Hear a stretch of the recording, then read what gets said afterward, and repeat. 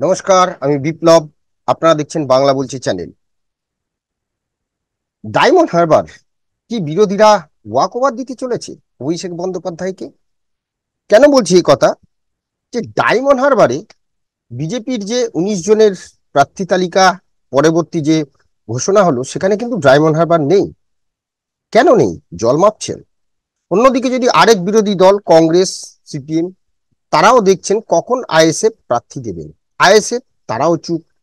আমরা দেখেছিলাম যে একটা সময়ে হুমকি দিতে, আহ, কাকে না, নওশাদ সিদ্দিকী, আইএসএফ এর বিধায়ক, ভাঙড়ের বিধায়ক, তিনি হুমকি দিয়ে বলেছিলেন যে এবারে আমি নিজে ডায়মন্ড হারবারে অভিষেক বন্দ্যোপাধ্যায়ের বিরুদ্ধে প্রার্থী হব এবং তাকে হারাবো। এই চ্যালেঞ্জ তিনি জানিয়েছিলেন এবং অভিষেক বন্দ্যোপাধ্যায় কিন্তু বারবার বলেছিলেন যে যে কেউ দাঁড়াতে পারে, গণতন্ত্রের অধিকার আছে, যে কোনো কেন্দ্রে যে কোনো মানুষ প্রতিদ্বন্দ্বিতা করুক, আমি সামনাসামনি লড়তে প্রস্তুত। অভিষেক বন্দ্যোপাধ্যায় ডায়মন্ড হারবারের তৃতীয়বারের জন্য প্রার্থী হচ্ছেন। এই কেন্দ্রে তার এটা হ্যাটট্রিকের লড়াই। আর সেখানে বিরোধীরা এখনো পর্যন্ত প্রার্থী ঘোষণা করতে পারেনি। একে একে যদি আসি বিজেপির ক্ষেত্রে, আহ অভিজিৎ গঙ্গোপাধ্যায়, বিচারক, প্রাক্তন বিচারক, তিনি যেদিন অবসর নিলেন, অর্থাৎ তিনি যেদিন ইস্তফা দিলেন, তারপরে তিনি সাংবাদিক সম্মেলন করেছিলেন এবং সাংবাদিক সম্মেলনে তিনি একথাও বলেছিলেন যে আহ ডায়মন্ড হারবার কেন্দ্রে দাঁড়ালে তিনি 2 লক্ষ ভোটে হারাবেন, ডায়মন্ড হারবার যদি তাকে দল টিকিট দেয়। কিন্তু আমার প্রশ্ন হলো, অভিজিৎ গাঙ্গুলি কেন নিজে, এই যে কারণ তিনি বলেছেন যে তৃণমূলই নাকি তাকে ইন্সপায়ার করেছে রাজনীতিতে আসার জন্য, সেই জন্য তিনি ইস্তফাতেই রাজনীতিতে এসেছেন। তা তমলুকের মতো একটি আসনে তিনি প্রতিদ্বন্দ্বিতা না করে তিনি তো দলকে বলতে পারতেন যে তিনি ডায়মন্ড হারবারে প্রতিদ্বন্দ্বিতা করবেন এবং ডায়মন্ড হারবারে তিনি অভিষেক বন্দ্যোপাধ্যায়ের মুখোমুখি হয়ে তাকে হারাতে চান। তিনি কেন বললেন না? এটা একদিকে প্রশ্ন। দ্বিতীয়ত, বিজেপি আহ প্রথমে ভেবেছিল হয়তো আইএসএফ এর নওশাদ সিদ্দিকী সেখানে প্রার্থী হবেন এবং ভোট কাটাকুটিতে হয়তো বিজেপি সেখানে বেরিয়ে যেতে পারে, জয়ী হতে পারে। কিন্তু খেলা তো অত সোজা নয়। দিন দিন যত গেছে ততই দেখা যাচ্ছে যে আইএসএফ এর পক্ষে নওশাদ সিদ্দিকী ধীরে ধীরে ডায়মন্ড হারবার যেন কেন্দ্রটি নিয়ে ক্রমশ এড়িয়ে যাচ্ছেন। তিনি বলতে চাচ্ছেন দল যদি আমাকে টিকিট দেয়, কিন্তু তারা 8টা কেন্দ্রের প্রার্থী ঘোষণা করেছে। ডায়মন্ড হারবার নিয়ে কিন্তু তাদের কোনো উচ্চবাচ্য নেই। সেই জায়গাটায় উল্টো দিকে বিজেপি দেখুন, একদিকে যেমন যে এরপরে বিজেপি ভাবছে কাকে এখানে প্রতিদ্বন্দ্বিতা করাবে, প্রার্থী কি। কখনো নাম শোনা যাচ্ছিল সোনালী গুহ, কোনো কোনো কেউ কেউ লিখছে যে পিসি বনাম ভাইপো লড়াই। এখানে চমক, বিভিন্ন সংবাদ মাধ্যমে আমরা দেখছিলাম পিসি বনাম ভাইপোর লড়াই হবে ডায়মন্ড হারবারে।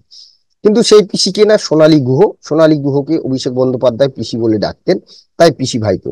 আবার কখনো কখনো শোনা গেছিল ভাইপো বনাম ভাইপোর লড়াই হবে, মানে ভাইপো বনাম ভাইপো, অর্থাৎ শঙ্কুদেব পান্ডা তিনি আবার মমতা বন্দ্যোপাধ্যায়কে পিসি ডাকতেন, তাই তিনিও ভাইপো। তা তিনিও এই ভাইপোর বিরুদ্ধে, অর্থাৎ অভিষেক বন্দ্যোপাধ্যায়ের বিরুদ্ধে ভাইপো বনাম ভাইপো লড়াই কিছু কিছু সংবাদ মাধ্যম জানালো, কিন্তু তার নামও নেই। তারপর এলেন সজল ঘোষ, তিনিও তিনি তো পত্রপাঠ না করে দিয়েছেন আমরা সজল ঘোষ নিয়ে প্রার্থী হচ্ছেন। এই নিয়ে প্রতিবেদনও আমরা নিজেরাও করেছিলাম, কিন্তু পরে জানা যায় যে সজল ঘোষ এখানকার প্রার্থী হবেন না, হতে চাইছেন না। তাকে সম্ভবত বরাহনগরে উপনির্বাচনে প্রার্থী করা হতে পারে। সজল ঘোষ হচ্ছেন না। তারপর শোনা গিয়েছিল আরো বেশ কিছু নাম এখানে ভেসে উঠেছিল।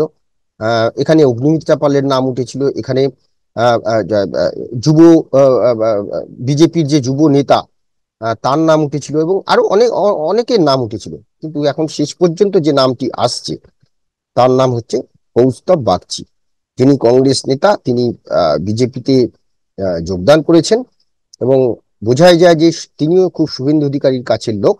এখানে একটা সময় দিলীপ ঘোষকেও প্রার্থী করার কথা বলা হয়েছিল, কিন্তু তিনিও নাকি রাজি হননি শোনা যায়। তখন প্রশ্ন হলো যে তাহলে কি ডায়মন্ড হারবারের প্রার্থী কে? দুই বিরোধী দল, একদিকে বিজেপি, অন্যদিকে সিপিএম কংগ্রেস, আরেকদিকে আইএসএফ, অর্থাৎ এই যে তিনটে দল, তারা দেখছে যে অভিষেক বন্দ্যোপাধ্যায়ের বিরুদ্ধে কে আগে প্রার্থী দেবে, তাই জন্যই কি চুপ করে রয়েছে। কিন্তু ভোটের দিন তো ক্রমশ এগিয়ে আসছে, মানুষ উৎসুক, বিরোধীরা কে প্রার্থী, আর এদিকে অন্যদিকে হই হই করে প্রচারে নেমে পড়েছে তৃণমূল। সেখানে কিন্তু বলাই হচ্ছে যে এবার কি ডায়মন্ড হারবার ওয়াকওভার দিতে চলেছে বিরোধীরা। ডায়মন্ড হারবারের প্রার্থী খুঁজে পাচ্ছে না, সত্যিই তো প্রার্থী কোথায়, বিজেপির কেউ নাকি রাজিই হচ্ছে না এখানে প্রার্থী হতে। আর অন্যদিকে সিপিএম আবার শর্ত দিয়ে রেখেছে যে নওশাদ সিদ্দিকী যদি ডায়মন্ড হারবারের প্রার্থী হয় তবেই তাকে আমরা সমর্থন করব, না হলে নয়, তাহলে সেখানে আমরা প্রার্থী দেবো। এদিকে আবার নওশাদ সিদ্দিকী বলছেন যে দল যদি আমাকে এখানে প্রতিদ্বন্দ্বিতা করতে বলে তাহলে আমি করব। কিন্তু প্রশ্ন হলো, যেভাবে নওশাদ সিদ্দিকী আগ বাড়িয়ে ছক্কা হাঁকাতে গেছিলেন, হ্যাঁ, সেই ছক্কা তো তিনি মেরেছেন, কিন্তু সেই ছক্কার যে রানটা সেটা তো এবারে নিয়ে আসতে হবে, স্কোরবোর্ডে নিয়ে আসতে হবে। তিনি কি এখানে প্রতিদ্বন্দ্বিতা করতে ভয় পাচ্ছেন? এখন প্রশ্ন সেটাই। কারণ অনেকেই উৎসুক হয়ে আছেন যে নওশাদ সিদ্দিকী যদি এখানে প্রতিদ্বন্দ্বিতা করেন তাহলে হয়তো একটা বেশ প্রতিদ্বন্দ্বিতা ভালো হবে। কিন্তু যা দেখা যাচ্ছে তাতে মনে হচ্ছে না যে এই কেন্দ্রে বিরোধীরা শক্তপোক্ত কোনো প্রার্থী দেওয়া হচ্ছে। আরো একটি বিষয়, যে কোনো একজন বিজেপি কে প্রার্থী যা নাম উঠেছে, আমি নাম বলছি না, আমি জানি, তো তিনি আবার আহ, কিছু কিছু তিনি টেলিভিশনের আহ, আহ, বসেন, বিজেপির মুখপত্র, তাকে যখন তার নামও এখানে উঠেছিল ডায়মন্ড হারবারে, তিনি কোনো একটি টিভি চ্যানেলে গিয়ে বলেছেন কোনো এক সাংবাদিক বন্ধুকে যে হ্যাঁ, আমি যদি ওখানে প্রতিদ্বন্দ্বিতা করি, আহ, গতবার তো 3 লাখের উপরে লড়াই ছিল, আমি সেটাকে অভিষেক বন্দ্যোপাধ্যায়ের লড়াইটাকে আমি তো হারবই জানি, তবে সেটাকে আমি 2 লাখে নামিয়ে আনতে পারবো। অর্থাৎ দেখুন, প্রতিদ্বন্দ্বিতা করার আগেই সেই বিজেপি নেতা বলছেন, মানে হেরেই বসে আছেন প্রায়, তিনি বলছেন 2 লাখ, আরে 1 ভোটে হারা, 2 লাখ ভোটে হারা, আর 200 ভোটে হারা, হার হারই হয়। কিন্তু তিনি তার আগে হেরে বসে আছেন। তো এখন প্রশ্ন, যে প্রার্থী যেই হোক এই কেন্দ্রে তাহলে কি ওয়াক ওভার পেতে চলেছেন অভিষেক বন্দ্যোপাধ্যায়? কারণ খুঁজে তো পাওয়া যাচ্ছে না।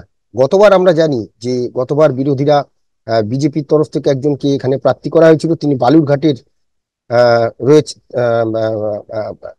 পার্টি করতেন, বালুরঘাটে দল করতেন, কংগ্রেস করতেন, তারপর তিনি বিজেপিতে এসেছেন, তাকে ডায়মন্ড হারবারে দাঁড় করিয়ে দেওয়া হয়েছিল। অর্থাৎ গতবারে যেরকম একজনকে কোথাও থেকে ধরে এনে প্রার্থী করে দেওয়া হয়েছিল, এবার কেউ তো সেটা হতে চাইছেন না।